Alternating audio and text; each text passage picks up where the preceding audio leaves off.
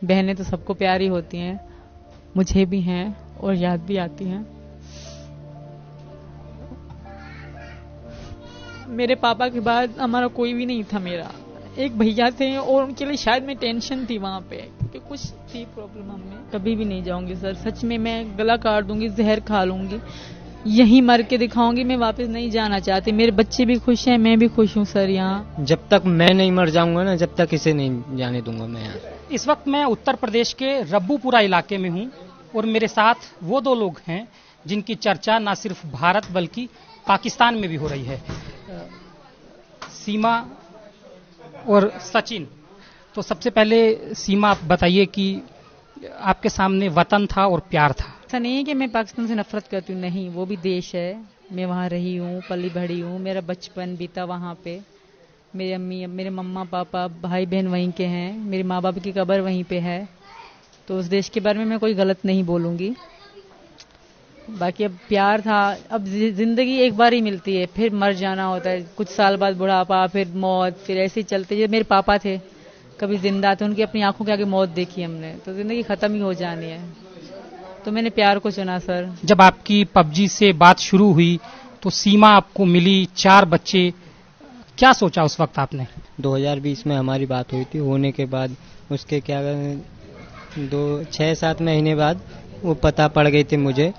तो कोई बात नहीं है, जब बच्चे हैं तो क्या हुआ, तेरे बच्चे मेरे बच्चे एक बात है, कोई बात नहीं है। मैं जैसी तू है मेरे लिए, ऐसे ही बच्चे हैं, जैसे बच्चे हैं ऐसे लिए तू है। पबजी पे आपको सचिन मिले, कैसे आपकी प्यार की शुरुआत हुई?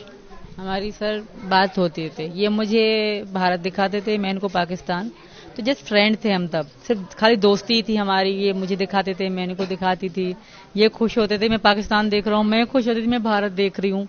तो खुशी होती है ना कि दूसरे देश का बंदा आपसे बात करे, तो खुशी अलग होती है, वो बहुत अच्छी फीलिंग होती है कि दूसरे देश का बंदा बात कर रहा है।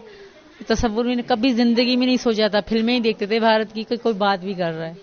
तो आधा तो यही खुशी थी इनसे बात करने की, मैं इंडिया के किसी लड़के से बात कर रही हूँ।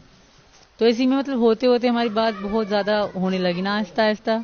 पूरे दिन, पूरी रात भी हमारी बात होती रही है। तो इससे मेरी बहुत आदत सी पड़ गई, बहुत मतलब प्यार हो गया इनसे। पहली मुलाकात सचिन के साथ आपकी कहाँ हुई और कैसे आप आए? नेपाल में हुई थी 10 मार्च को। मैंने टिकट कराई थी इनके लिए, 10 मार्च को मैं आई थी इनके पास, नेपाल में ही। आप कह रहे हैं कि आपने हिंदू धर्म अपना लिया है, उसके बारे में क्या कहेंगी? मैंने खुद अपनाया है, मुझे किसी ने कोई प्रेशराइज नहीं करा। और हैदर वीडियो में कह रहे हैं कि सचिन ने हमारा दिमाग खराब कर दिया, हमें यहाँ लाए। मुझे किसी ने दिमाग मेरा खराब नहीं करा सर। मैं अपनी मर्जी से आई हूँ, इनकी मोहब्बत में आई हूँ। इनकी मोहब्बत में मैंने ये धर्म भी स्वीकार कर लिया, क्योंकि मेरे पति हैं ये, मैं मानती हूँ। हमने नेपाल में शादी करी है। मेरी इंस्टा की आईडी है सती मीनू, उसमें हमारी वीडियो पड़ी हुई है। सीमा, ये बताइए कि आप जब मार्च में आई, उसके बाद फिर आप मई में आई, तो मई का आप किस तरह से आई और फिर कैसे भारत ग्रेटर नोएडा तक पहुंची? वो सेम ही था। मार्च में मेरे लिए थोड़ा कठिन था, क्योंकि फर्स्ट टाइम मैं एयरपोर्ट जा रही हूँ, फर्स्ट टाइम मैं जहाज में बैठ रही हूँ। क्योंकि जब जहाज उड़े तो मैं बिल्कुल बहरी सी हो रही थी, मुझे पता भी नहीं कि मेरे कानों में दर्द क्यों हो रहे हैं। तो मैं इसमें मुझे कुछ हो रहा है, तो वहीं 2-3 लड़कियां थी, मैं पूछ रही मेरे कानों में कुछ हो रहा है, ये क्या हो रहा है? तो कहते ये नॉर्मल है, जहाज उड़ते समय तो आपके कानों में दर्द होता है। इस तरह का था मेरे लिए। फिर सेकंड टाइम तो बहुत आसान था। मुझे पता पड़ गया कि यहाँ से एंट्री है, यहाँ से एग्जिट है, यहाँ लिखा होता है कि आप कनेक्टेड फ्लाइट है, यहाँ लिखा है कि जो आप दुबई जाएंगे। तो फिर मुझे पता पड़ गया, क्योंकि मुझे समझाया था लड़कियों ने ना, बहुत अच्छी लड़की। नेपाल से भारत में तो चेकिंग होती है बॉर्डर पर, वो आपने कैसे पार किया और कैसे आप आई? किसकी आपने मदद ली? वो क्योंकि बहुत कठिन है। सचिन की मदद थी, उन्होंने मुझे अपना सारा एड्रेस सही से लिखवा रखा था। और जब मेरी टिकट हुई ना, तब भी उन्होंने अपना सारा एड्रेस, अपना नाम, पापा का नाम, सब कुछ सही से लिखवा रखा था। आपकी चेकिंग नहीं हुई? चेकिंग पूछताछ बहुत हुई अच्छे तरीके से। बैग चेक करा गया मेरा, पर आईडी कार्ड का पूछा गया तो मैंने कहा मेरा खो गया है, तो इसलिए ज्यादा पूछा नहीं है। बच्चों को, मेरे बच्चे बीमार हो गए थे, जो 3 दिन का सफर था। बड़ी लड़की उल्टियां करती है बहुत ज्यादा मेरी, तो इसलिए वो इतना ज्यादा नहीं पूछा गया, मुझ पे थोड़ा रहम किया गया। पुलिस ने आपके पास से 3 आधार कार्ड और 5 मोबाइल फोन भी बरामद किए हैं, वो किसके? मेरे पति का है, 3 मेरे बच्चों के थे, एक मेरा था, एक मेरा खराब फोन था, वो टूटा हुआ था, मतलब 2 टूटे हुए बिल्कुल फोन। एक तो यहीं टूटा है इंडिया आके। कुल कितने फोन थे आपके पास? हमारे पास 5 थे, मेरे पति के पास। 3 बच्चों के थे मेरे बड़े वालों को, एक मेरा और एक मेरे हस्बैंड का। बच्चे फोन चलाते हैं? जी सर, वो पाकिस्तान से लेके चलाते हैं। और 3 आधार कार्ड? मेरे पापा का, हैदर का और मेरा। पाकिस्तान के आधार कार्ड? जी सर, मेरे पापा की कॉपीज थी, वो कॉपीज की रंगीन कॉपी न होती, वो रंगी कॉपी थी और मेरा ओरिजिनल था। सचिन, बताइए कि गुलाम हैदर अपने बच्चों को सऊदी से अपील कर रहे हैं कि उनके बच्चों को उनको दे दिया जाए, उनकी पत्नी को वापस भेज दिया जाए, क्या कहेंगे इस पे? नहीं सर, पत्नी तो मेरी भी है, ये तो शादी तो मैं भी कर चुका हूँ, तो मेरा तो कहना ये है कि मैं यहीं पर रहे, मेरा मानना ये है कि यहीं पर रहे बस। पाकिस्तान की जो सरकार है उन्होंने काउंसलर एक्सेस के लिए भी कहा है, वो आपसे बात करेंगे। अगर पाकिस्तान कहे कि हम आपको वापस बुला रहे हैं तो क्या होगा, तो क्या करेंगे? मैं मना कर दूंगी सर। हमारे पाकिस्तान में भी यही था कि अगर 18 साल से बड़ी लड़की अपनी जिंदगी का फैसला खुद ले सकती है, वो आज भी पाकिस्तान में चल रहा है। 18 साल से बड़ी हर अपनी जिंदगी का फैसला ले सकती है। तो मैं 27 साल की हूँ, मैं अपनी जिंदगी का फैसला ले सकती हूँ। और ये भी है, ये भी नहीं है कि अब मैं औरत हूं तो मैं आदमी से तलाक नहीं ले सकती। मैं औरत भी नोटिफिकेशन भेजती है आदमी को तलाक के लिए। आपका कब करें तलाक नहीं हुआ, कोई लिखित वाला नहीं है, तो मैं कोशिश करूंगी अगर यहाँ से कोई उनको कागज भेज दूं। वैसे तो मेरे पति है नहीं, जुबानी हमारी खत्म हो, क्योंकि पाकिस्तान में जुबानी अब भी चलता है। कोशिश करूंगी अगर यहाँ से अगर नोटिफिकेशन मतलब जाते हैं कागज, तो मैं डिवोर्स यहाँ से उनसे लेने के लिए तैयार। कोई आपकी बातचीत हुई भारत आने के बाद अपने परिवार से, भाई से, बहन से? नहीं करी, मैंने किसी से कोई कांटेक्ट नहीं करा। अच्छा, आप किराए के मकान में कराची में रह रही थी, तो आपने कौन सा मकान बेचा? गुलाम हैदर का बेचा या कोई अपना मकान बेचा?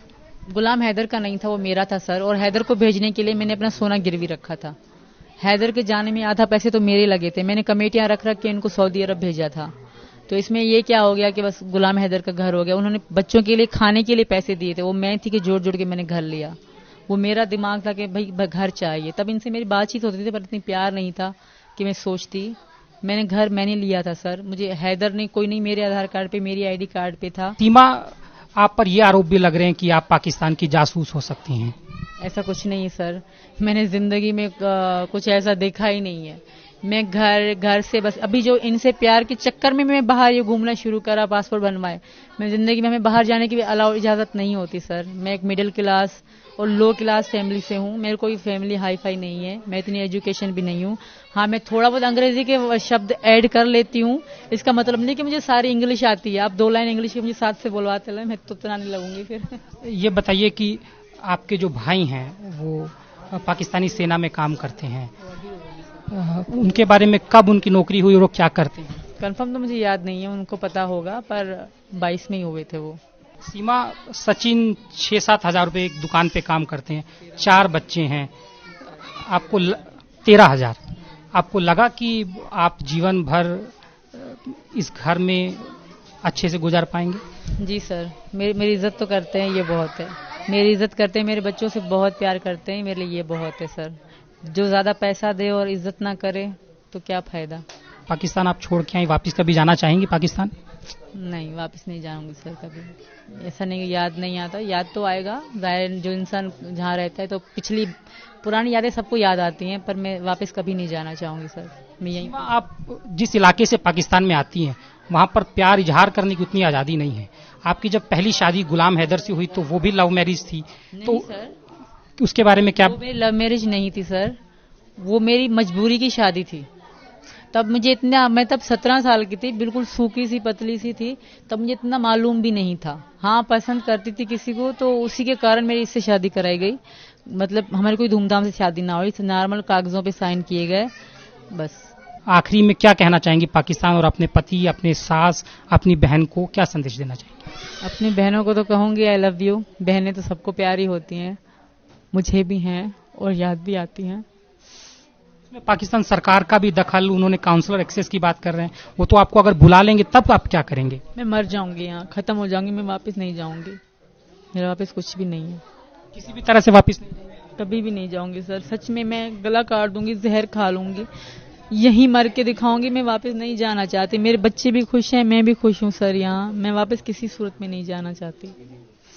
सचिन, आप एक बात आखिर में बताइए कि अगर पाकिस्तान कह दे कि अब तो सीमा को आना पड़ेगा क्योंकि ये पाकिस्तान की नागरिक भी हैं, तो आप क्या करेंगे?